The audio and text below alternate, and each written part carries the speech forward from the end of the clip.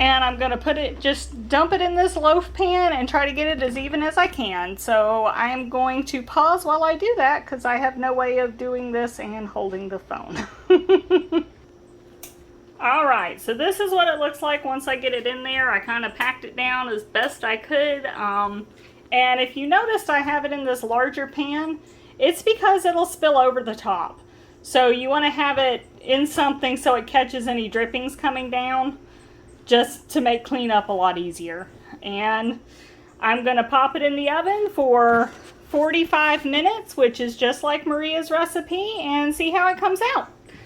Like I said, normally I bake my bread at 300 for an hour, but this time I'm going to try it with her recipe. So there it goes in. I'll see you again in 45 minutes. Alright, it's been 45 minutes and I'm going to go ahead and turn this off. I'm going to show you guys what it looks like. And now I'm going to let it sit in there for 15 minutes. While the oven cools naturally. And that way, hopefully the top won't deflate. Alright. Alright, I'm getting ready to pull the bread out.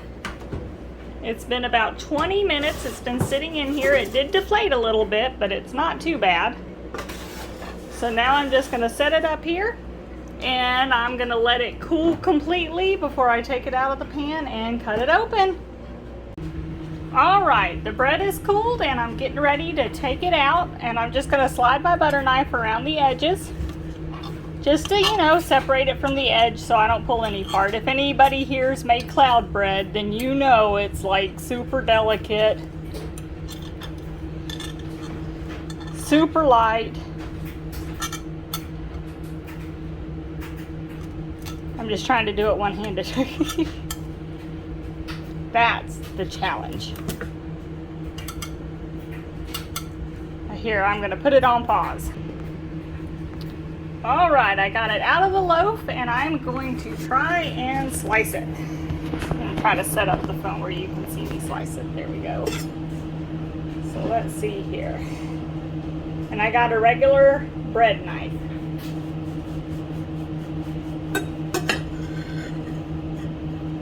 Oh, beautiful.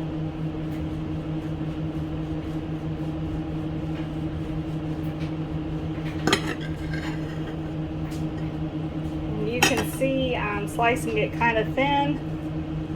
I can go a little thicker than that. It shrank a little from the oven. I don't know if the egg white powder might have helped with that. Here, I'm going to put this on the counter and slice it. The egg white powder might have helped with that. It's not as crumbly as the bread dough I made with the egg white powder.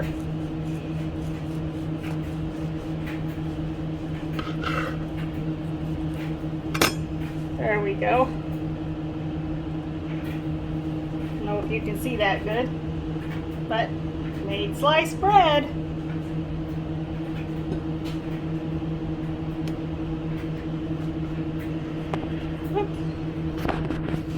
So there we go. Sliced carnivore bread. Yay!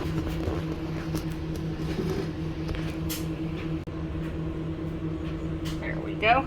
I don't know how well you can see that. It made pretty decent slices. Next time I might leave it cooling in the oven for longer because it seemed to have shrank up some when I brought it out.